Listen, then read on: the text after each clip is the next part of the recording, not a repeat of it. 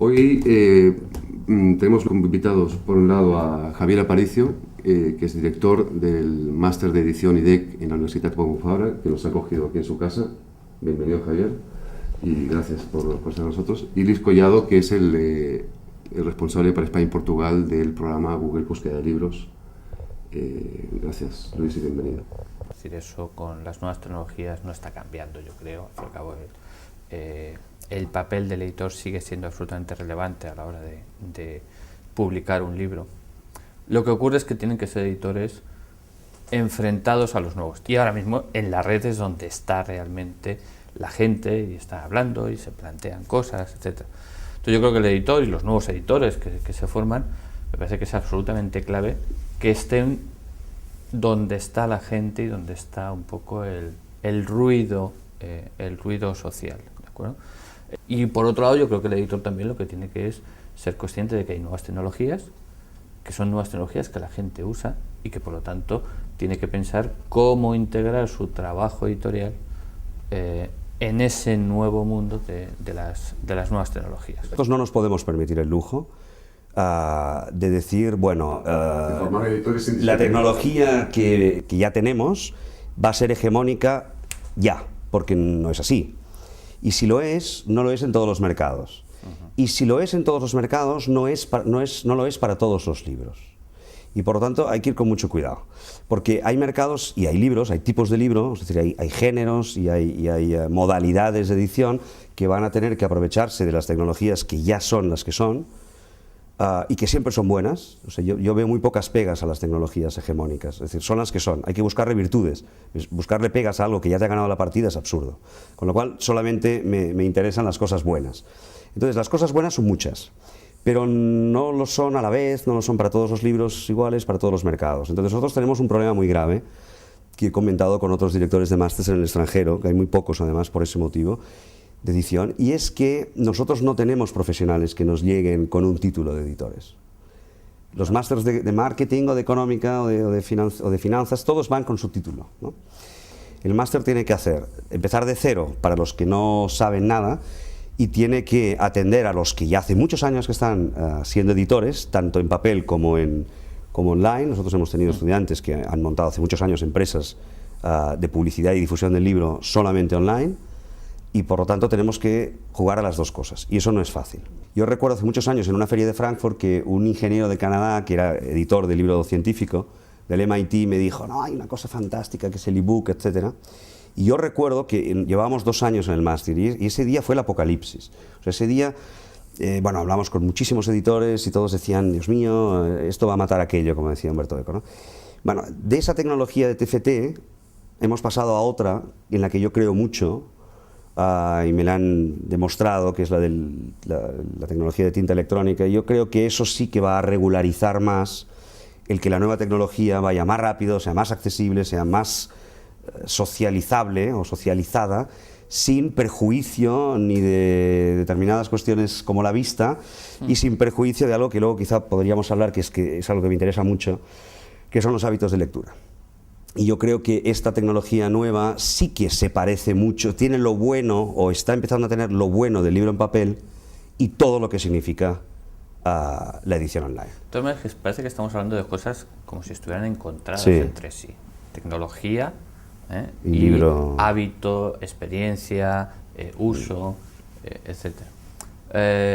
Yo creo que es que también hay que dejar fluir el tiempo y ver qué ocurre, ¿no? Es decir, en muchos casos la tecnología ha modificado hábitos y hay que estar preparado a ello, y en otros casos los hábitos han hecho que la tecnología y el desarrollo tecnológico se tenga que adaptar a esos cambios. Hay comportamientos que ese desarrollo tecnológico, por ejemplo, la capacidad de los ordenadores, ha cambiado, y hay otros que no.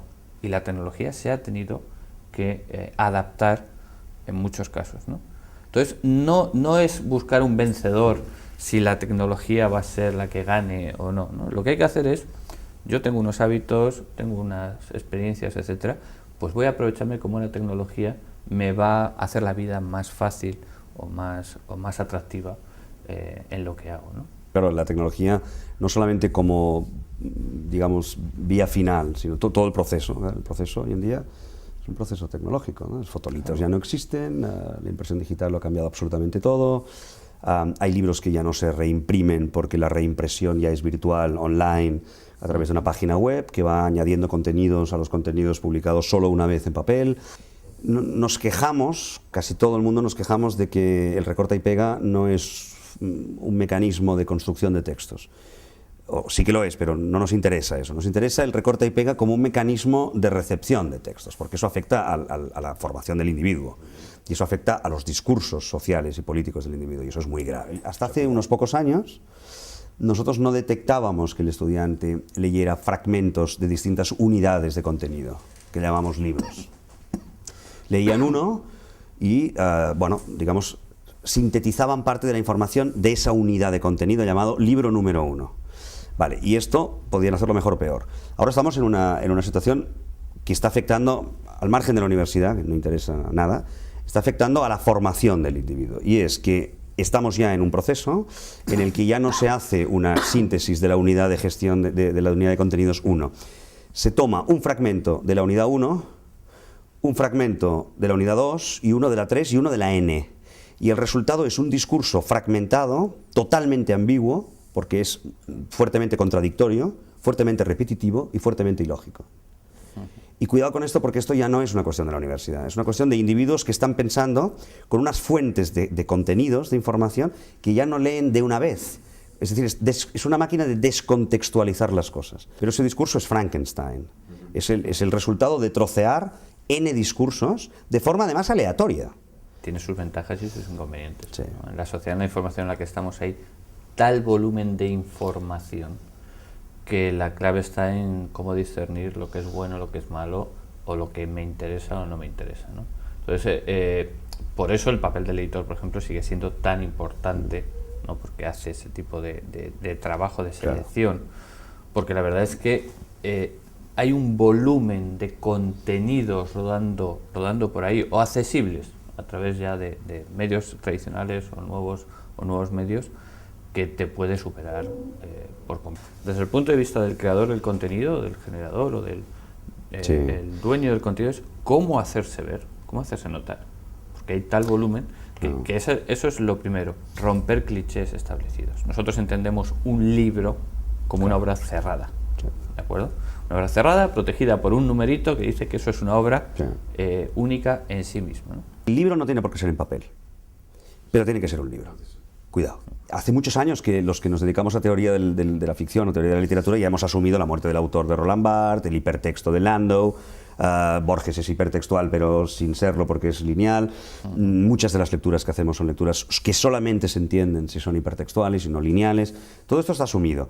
Pero la idea del libro tiene que ser una idea de coherencia dada, porque eso induce en errores y esos errores tienen unas consecuencias jurídicas, sociales, políticas, de formación del individuo que son indiscutibles. Leí una vez en un artículo en la estampa de Turín de Umberto Eco, enciclopédicamente estúpidos. Cuidado con esto, ¿eh? Es decir, tipos que saben mucho, que dicen, no, y es que Goethe, hombre, Goethe, el informe random sobre la facturación editorial, hombre, por descontado. Pero, ¿qué es lo que sabes de eso? Tiene que ver con el proceso cognitivo, tiene que ver con lo que yo sé, cómo lo he sabido. Lo he sabido por un discurso cronológico y por tanto lineal, lo he sabido por un discurso hipertextual, lo he sabido por un sistema aleatorio. Esto funciona. Tú lo sabes, yo he llevado equipos de lectura en la agencia Carmen Balcells cuando era agente literario, y yo tenía gente que yo sabía positivamente que lo hacía a través de sistemas aleatorios. Y Círculo de Lectores tiene un libro de técnicas de lectura que ya incluye las técnicas hipertextuales que se utilizan para leer textos que salen en las webs. Del capítulo 1, párrafo 2. Del 5, el mismo sistema que utilizan en los aeropuertos para saber qué maleta se ve y qué no se ve. No me refiero a la literatura, ¿eh? Es la maldad del hipervínculo, por ejemplo. Es la maldad del hipervínculo, que es un buen título, ¿eh? La maldad del hipervínculo. Sí, que es que empiezas a dar hipervínculo y al final no sabes dónde acabas. Dónde empezaste y dónde acabas. Exacto. No está bien, ¿eh, Luis? Hay que registrar el título de Luis, es bueno. Luis Collado y Javier Aparicio, pues muchas gracias por esta conversación el día de hoy y bueno, seguimos... a mandar, ya lo sabes. Muchas gracias.